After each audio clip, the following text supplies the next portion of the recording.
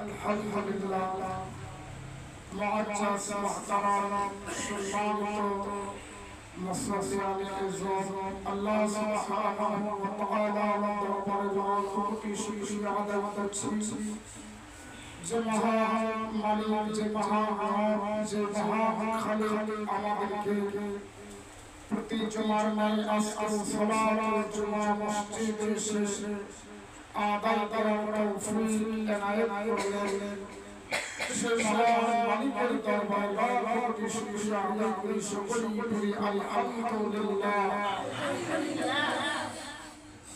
দরুদ সালাম বর্ষিত হোক মানবতার মুক্তির মুক্তির দিশারি সবাইকে কামদারি নবী মুহাম্মদুর রাসূলুল্লাহ তার প্রতি সকলেই বলি সাল্লাল্লাহু আলাইহি ওয়াসাল্লাম মহান আল্লাহ রাব্বুল আলামিন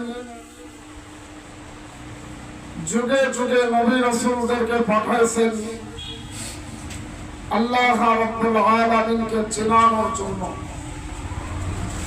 আল্লাহ পাকের পরিচয় করে দেওয়ার জন্য নবী রাসূলের যুগ শেষ হয়ে গেছে এখন নায়েবে নবীদের যুগ এসেছে নায়েবে নবীরা আল্লাহকে চিনে দেবে মানুষগুলোকে জান্নাতমুখী করায়া দেবে জাহান্নাম থেকে বাঁচায়া দেবে এটা হলো নায়েবে নবীদের কাজ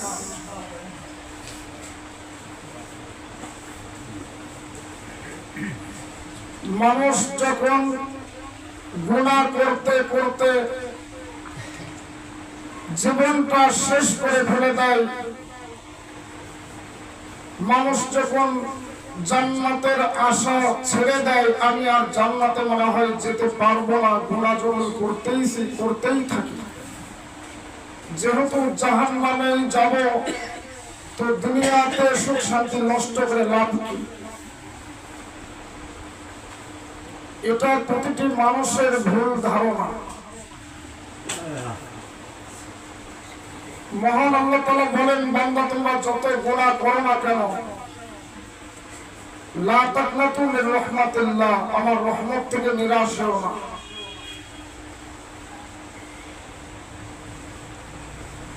আল্লাহ রাব্বুল আলামিন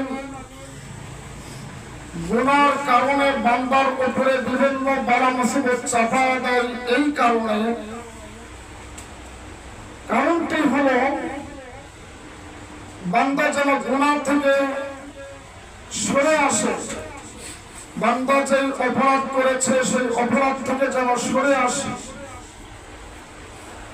এই জন্য আল্লাহ রাব্বুল আলামিন বিভিন্ন বালা মুসিবত চাপায়া দিয়ে বান্দাকে ঠিক করে নেওয়ার চেষ্টা করেন স্বর্ণ নারীদের কানে নাকে হাতে থাকে নারীরা পরে স্বর্ণ কিন্তু স্বর্ণকে জিজ্ঞাসা করেন কানের দুল নাকের ফুল এদেরকে যদি জিজ্ঞাসা করা হয় তুমি এত সুন্দর কি করে হইলা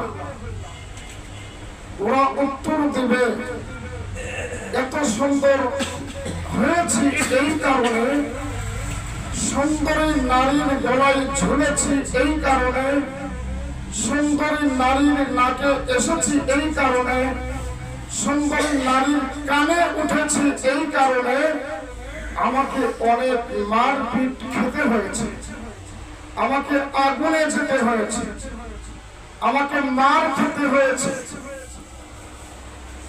কোন ব্যক্তি যদি খাঁটি মুমিন হতে চায় কোন ব্যক্তি যদি মাওলার জান্নাত পেতে চায় মহান আল্লাহ রাব্বুল আলামিন তাকে বিভিন্ন পরীক্ষা নিরীক্ষা করে আল্লাহ পাক তাকে খাঁটি স্বর্ণ বানাইতে চান জোরে বল সুবহানাল্লাহ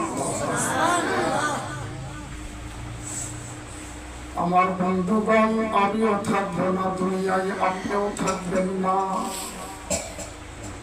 এই দুনিয়া ক্ষণস্থায়ী আমিও জানি আপনিও জানেন কিন্তু তারপরে আমরা কেন গুনার কাজ করি?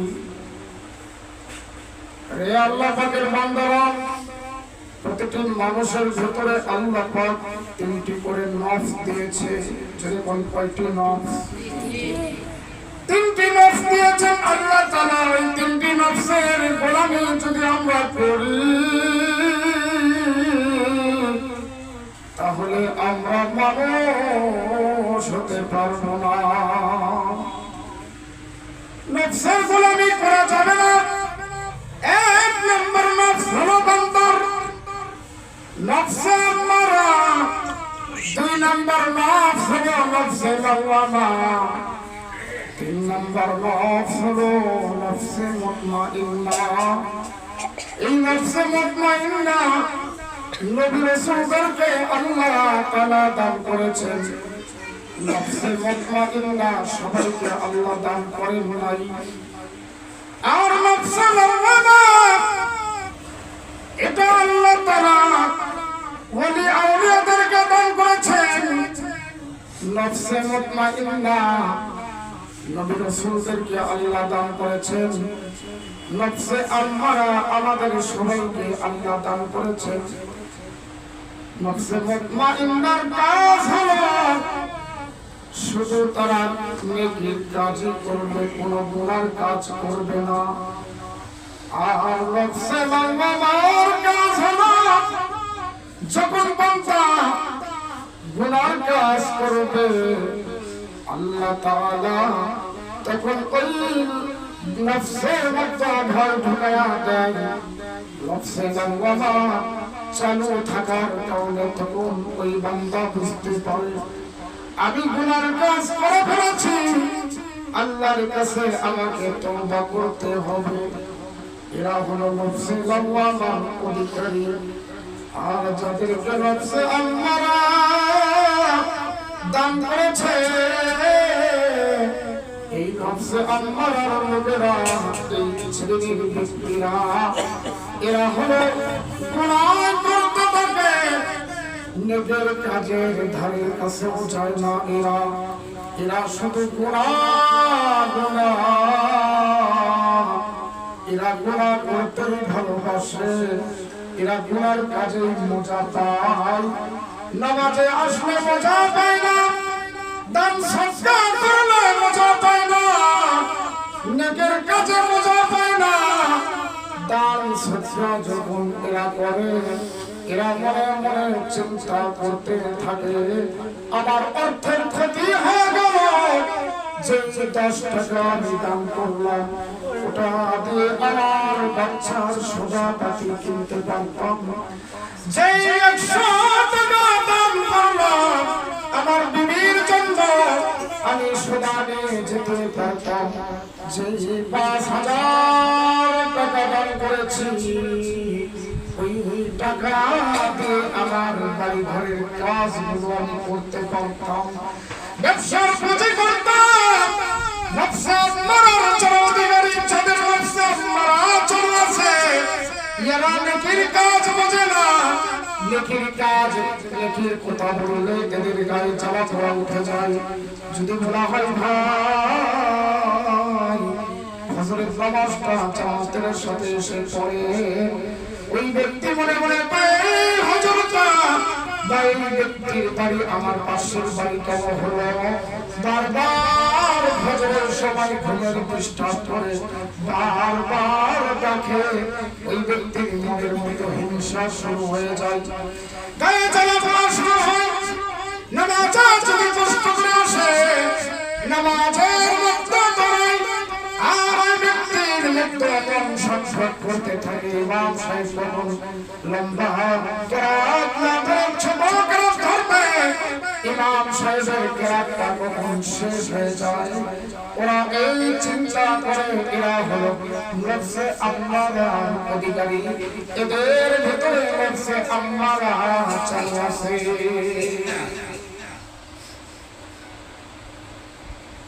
আমার মুসলমান ভাইরা, নফসে আম্মারা আপনি হয়তো বলবেন তাহলে নফসে আম্মারা আমাদেরকে কেমন ইচ্ছে করলে লফজে মুম্মাইনা দিতে পারতো। আল্লাহ পাক একজনকে ভাবে পরীক্ষা করেন, কাউকে লফজে মুম্মাইনা দিয়ে পরীক্ষা করেন, কাউকে লফজে লাওয়ালা দিয়ে পরীক্ষা করেন, কাউকে লফজে আম্মারা দিয়ে পরীক্ষা করেন। এই লফজে আম্মারার ভিতরে শয়তানের জায়গা আছে, শয়তান সেখানে দখল করে থাকে। লফজে মুতমাইন্না যদি আপনি জাগ্রত করতে চান, লফজে লাওয়ালা যদি জাগ্রত করতে চান, তাহলে আপনাকে আমার মাওলার জিকির বেশি বেশি করতে হবে। যখন আপনি মাওলার জিকির করবেন বেশি বেশি, কলবের এই যে আপনার স্তনের দুই আঙ্গুল নিচে যে কলবটা আছে, এটা থরথর করে কাঁপতে থাকে। যখন আপনি আল্লাহর জিকির করবেন, এই জায়গায় যখন পিপিলিকার মতো কামড় দেবে, আপনি বুঝতে পারবেন আমার জিকিরের দ্বারা কলব চালু হইতেছে, কলব আপনার পরিষ্কার হয়ে যাইতেছে, কলব চিন্তা হইতেছে। যতক্ষণ পর্যন্ত আপনার কলবে পিপিলিকার মতো কামড় না দেবে, এতক্ষণ আপনি বুঝবেন কলব পরিষ্কার হয় নাই। আপনি চক্ষু বন্ধ করে যতক্ষণ পর্যন্ত দেবালকের সূর্যের আলো দেবালকের আপনি মানুষের চেহারা চক্ষু বন্ধ করে যতক্ষণ পর্যন্ত না দেখতে পারবেন, ততক্ষণ পর্যন্ত বুঝবেন আপনার কলব খুলে নাই, আপনার কলব তরুতাজা হয় নাই। এই জন্য কলবকে তরুতাজা করতে হলে আবার মাওলার জিকির আপনাকে করতে হবে। মাওলার জিকির, জিকির কাকে বলে? আল্লাহর জিকির না, জিকির হলো আল্লাহর নামে জিকির করা হয়, নামাজকে জিকির বলা হয়, আল্লাহর নামে জিকির বলা হয়। আপনি বিয়া শাদী করতেছেন, রাসূলের তরিকা অনুযায়ী করেন, আল্লাহর হুকুম অনুযায়ী করেন, এটা জিকির। আপনি যাহা করছেন এটা জিকির, কিন্তু এই জিকিরের কারণে আপনার কলব পরিষ্কার হবে না। শুধুমাত্র একটাই জিকির, সেটা হলো কোরআন তেলাওয়াত বেশি বেশি করা। আর রাত্রির বেলা শেষ রাত্রি উঠে মাওলার কাছে তাহাজ্জুদ করিয়া কান্না করে রোজারি করে জিকির করা, সুবহানাল্লাহ, আলহামদুলিল্লাহ, তাসবিহ করা, এগুলো আপনি বেশি বেশি 34 দিন তাহাজ্জুদ করে করবেন। যদি এইগুলো করতে পারেন, মহান আল্লাহ তাআলা ওই ব্যক্তির কলব আল্লাহ রাব্বুল আলামিন খুলে দিবেন। জয় সুবহানাল্লাহ। আজকে নবীর সাহাবী হযরত ওমর ফারুক রাদিয়াল্লাহু তাআলা আনহু আরো যত সাহাবী ছিলেন, একজন সাহাবী তার করতে পারে নাই, নামাজে আসার জন্য অলসতা হয় নাই। হযরত আলী রাদিয়াল্লাহু তাআলা আনহু বলে বসলেন, ইয়া রাসূলুল্লাহ, আমি তো জান্নাতের সাহাবী, আমি জান্নাতে চলে যাব, জান্নাতে আল্লাহর ওয়াদা সত্য, আল্লাহর ওয়াদা বরখলাফ করে না। নবীজির ওয়াদা সত্য, নবীজি কখনো বরখলাফ করে না, নবীজির ওয়াদা কখনো মিথ্যা হতে পারে না।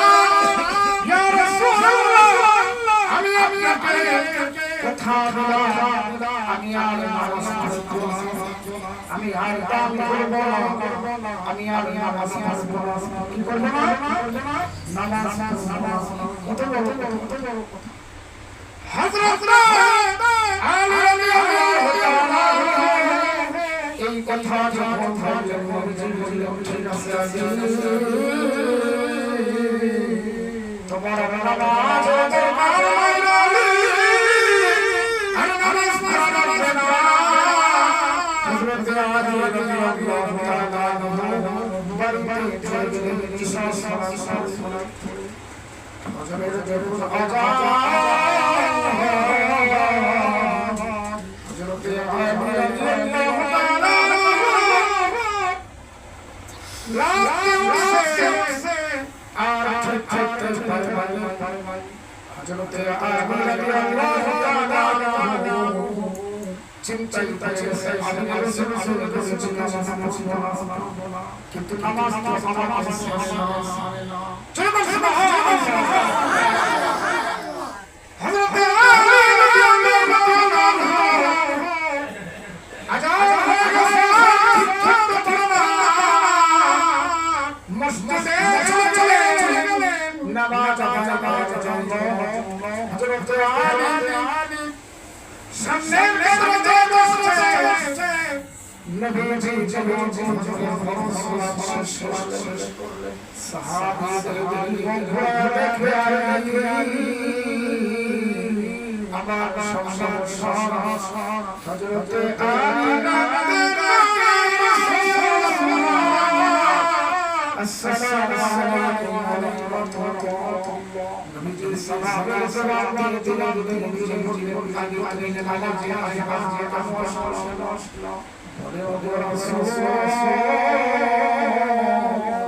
আমি নামাজে আসতে চাই না কিন্তু হযরত বেলালের আল্লাহ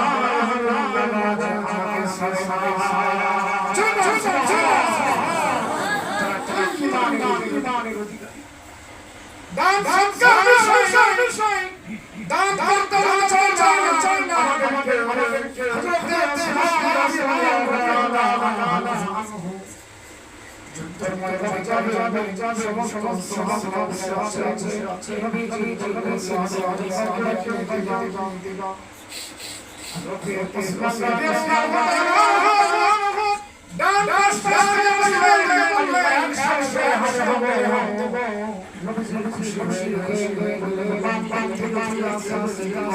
দিবা হযরত ওসমান দান